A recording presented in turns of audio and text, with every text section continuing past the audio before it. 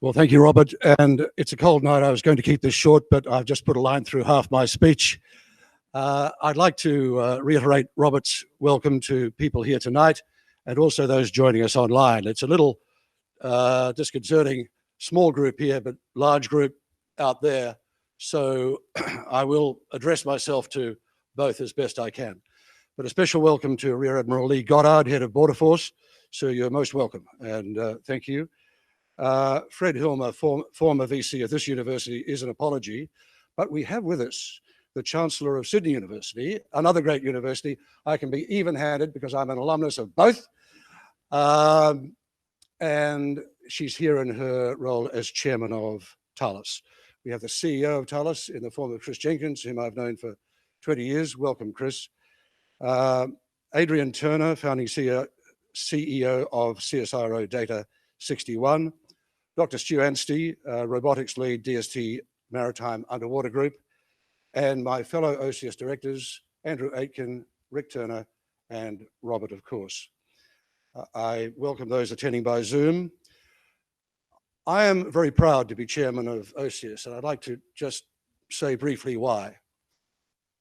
Robert has introduced the team. They're along the balcony here and one or two down on the Lloyd. They are world beaters. They have produced in the form of the USV out the front and out the back, which are the first two of the 5.8 metre version, the world's best USV. And I don't say that lightly. It is the world's best in terms of power, payload, and performance. It is a persistent platform, and our clients, our customers, can put onto that platform basically whatever they like.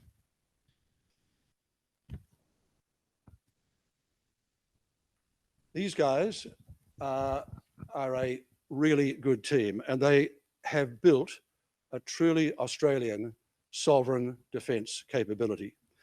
They know more about the design and construction, propulsion systems, launch and retrieval, operation and survivability, and where Beth is headed in our northern waters. That is going to be an attribute sorely tested. Surveillance devices and comms to and from the shore than anybody else in the world. And that is no small claim. It just happens to be true. The USVs that you see front and back of the building were the best. The only people who can improve on that is this team. And that is what they've done with Beth.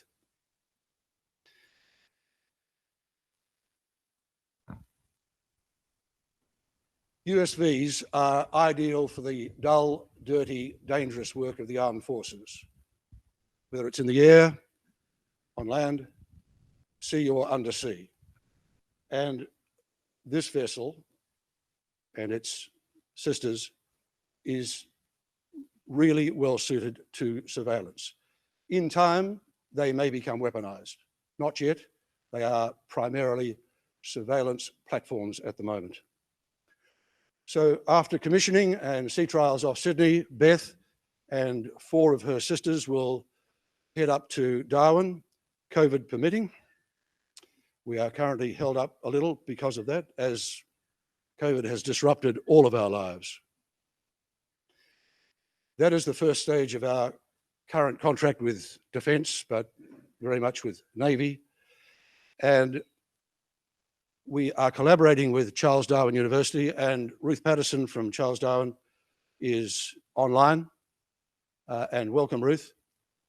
We have a $5.5 million contract in 3 areas of operations, and we will be deploying in the waters to the north and to the west of Australia.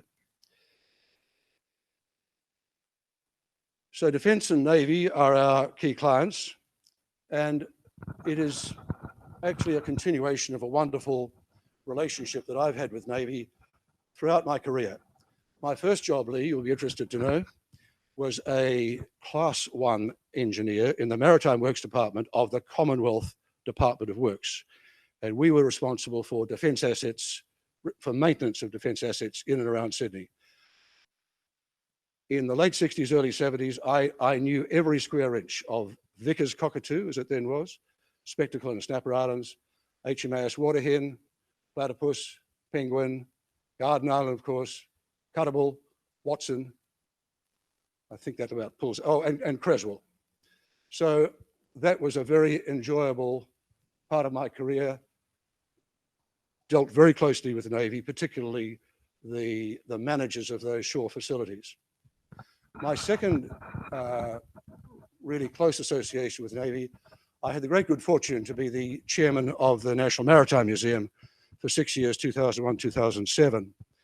A clause in the Constitution, sorry, in the Act, in the Federal Act setting up the Maritime Museum, requires a senior serving naval officer to serve on that board.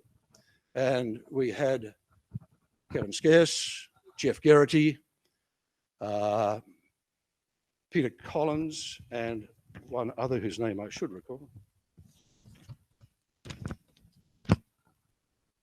Ross Craig, how could I forget? Who went on to become Chief of Navy, serve on that board, and it was a true delight. We actually put a lot of time into the Naval Heritage Centre out on the tip of Garden Island, which I'm sure you're familiar with.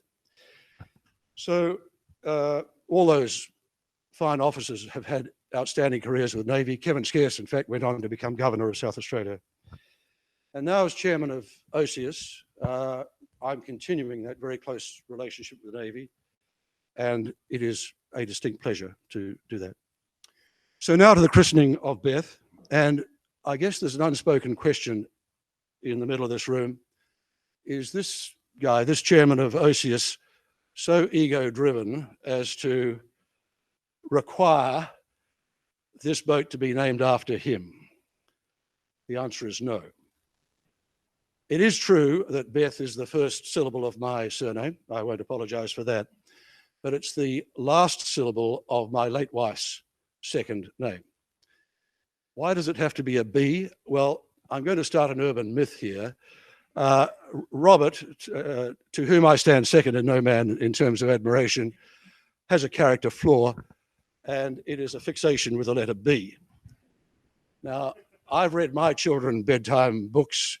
B is for bear, and I think Robert probably had an overdose of that. And as a baby, he might have been dropped on his bottom, but he does have this fixation with the letter B. So we have blue bottles, we have Bruce, Bob, and now Beth. And Robert, I think, twigged to the fact that Carolyn had a second name, and it's a long bow. It's a long bow, but he drew it, and before she died, he asked Carolyn if she would be amenable to having a USV named after her. She readily agreed, and so we are here tonight to christen Beth.